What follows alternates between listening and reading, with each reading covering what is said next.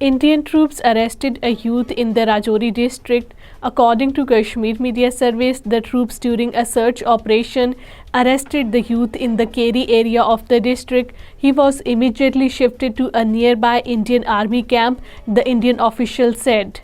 Members of the civil society in occupied Kashmir have urged the Indian government to take proactive measures for the peaceful resolution of the Kashmir dispute. According to Kashmir Media Service, the prominent figures in their separate statements in Srinagar stressed the need for resorting the Articles 370 and 35A in their original form.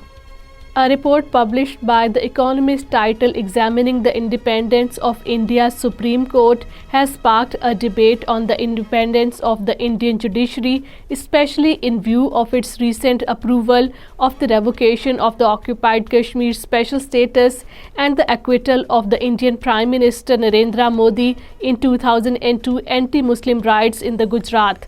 According to Kashmir Media Service, the report has ignited a debate among the legal scholars, government officials, and the general public in India. A Kashmiri Pandit academic Professor Natasha Kaul, based in the United Kingdom, faced a troubling situation at the hands of the Indian government upon her arrival at the Bengaluru airport. According to Kashmir Media Service, invited by the Congress-led Karnataka government to participate in the Constitution and the National Unity Convention 2024, Professor Kaul was denied entry into India and was deported to the UK.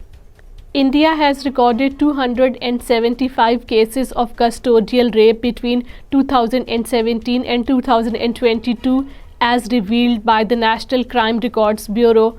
According to Kashmir Media Service, these incidents, documented across various states, involve perpetrators from the law enforcement, armed forces, and other custodial families. Indian police arrested several youth in the Sopore, Baramulla, and the Ganderbal areas. The Indian police dubbed them as drug peddlers and claimed to have recovered drugs from them.